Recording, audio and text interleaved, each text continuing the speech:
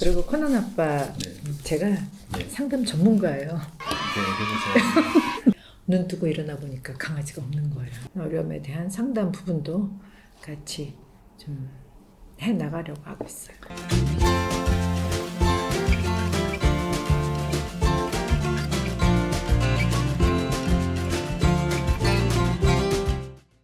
또 최근에 우리 또 코코맘님께서 그 어디 다녀오셨다고 해서 네.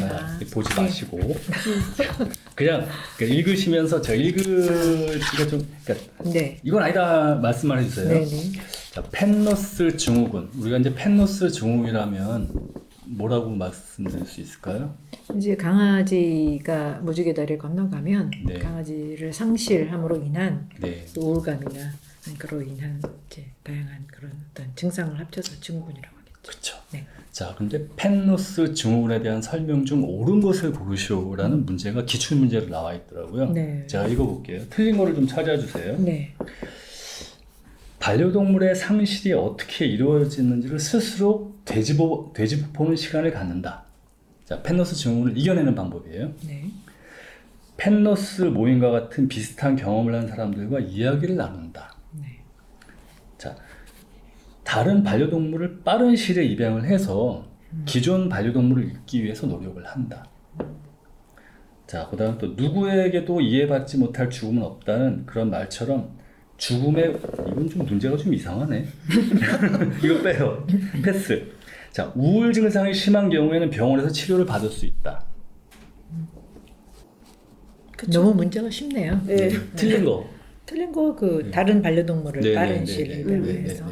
그래서 이런 이제 보편적인 문제도 있지만 상당히 어려운 문제도 있어요. 네. 우리가 보통 이제 킬러 문항이라고 해가지고 그 이제 그런 문항들이 저도 사실 그 예전에 책을 킬러 문항. 예, 수능도 아니고. 네, 있어요. 왜냐하면 이제 1등, 2등, 3등은 나눠야 되니까. 아, 변별력을 위해서. 그렇죠. 그리고 코난 아빠 네.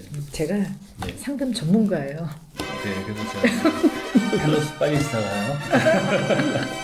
사실 제가 펜노스 증후군을 다루면 그 펜노스 증후군을 많이 들어오면서 저도 펜노스를 많이 당했거든요. 겪어보고. 네, 네. 근데 저는 이렇게 생각을 해요. 펜노스에 대한 부분은 사람의 정신세계를 그 보듬어주는 부분이라서 사람에 대한 어떤 그 정신적인 부분이 기초가 돼 있지 않으면 이 부분은 그 어떤 그 펜노스에 대한 어떤 그런 역할을 하기가 쉽지는 않아 보여요. 제 생각은. 왜냐면 그 반려동물의 죽음이라는 건 복합적인 거거든요. 예를 들자면 제 경험을 말씀을 드리면 아이가 딱 그 죽으면 뭐가 먼저 생각나냐면요. 내가 못다 해준 게 먼저 생각이 나요. 그 못다 해준 건 내가 살아오면서 사람도 희노애락이 있잖아요.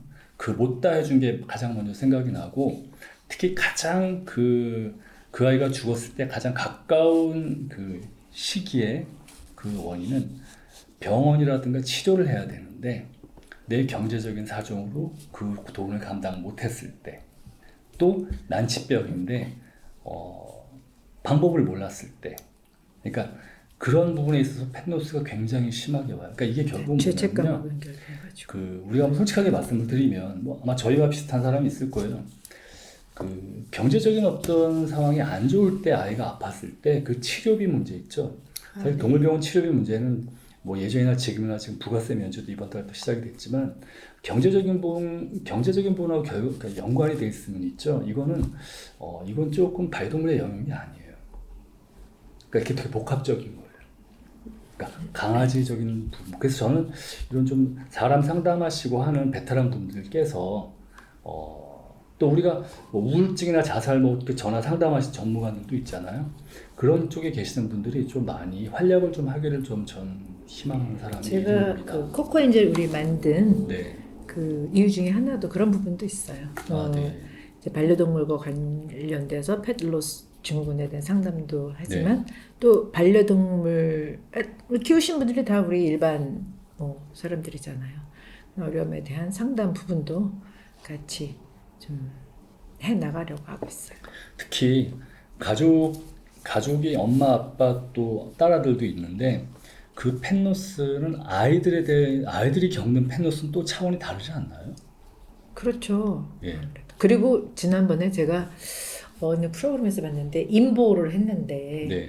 그 아이가 이 강아지를 인보한다는 걸 모른 거예요. 그래서 강아지에 대해 막 모든 정성을 쏟았는데 눈 뜨고 일어나 보니까 강아지가 없는 거예요. 그것도 펜노스. 너무나 충격을 그렇죠. 너무나 충격을 받아서 엄청나게 정말 울고불고 굉장히 그것이 오래 갔다. 그렇죠. 그 펜노스 쪽에 혹시 코코맘님께서 그쪽에 이제 좀 경험이 많으시니까 이쪽도 한번 좀 관심 네. 좀 가져주세요. 어떤 네. 분이냐면 어차피 말랑고름에 안내견 있죠.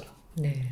보통 안내견 같은 경우는 저희가 커다란 아이들만 다니는 걸 보고 있는데 그 안내견이 퍼피 워킹이라고 그래가지고 강아지 때 일반 가정집에 위탁을 해요. 네. 그래서 가정집에서 그 안내견에 대한 수칙과 이런 걸 위해서 가정에서 성장하는 거예요. 네. 아기 때. 네. 왜냐면 어느 정도 성장을 해야만 트레이닝이 되고 하기 때문에.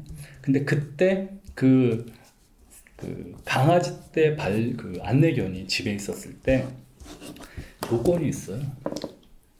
가족이 있고, 그러니까 1인 가족은 절대 안 돼요. 네. 가족이 있고 아이들도 있고 이렇게 화목한. 자, 그런데 그 구조에서 그 아이가 떠나갔을 때 아이들의 상실감이 방금 말씀하신 대로 크단 말이에요. 안내견은 그런 아픔이 있어요. 그런 부분들도 좀 코코맘님께서 좀 관심을 좀 많이 가져주시면 좋을 것 같아요.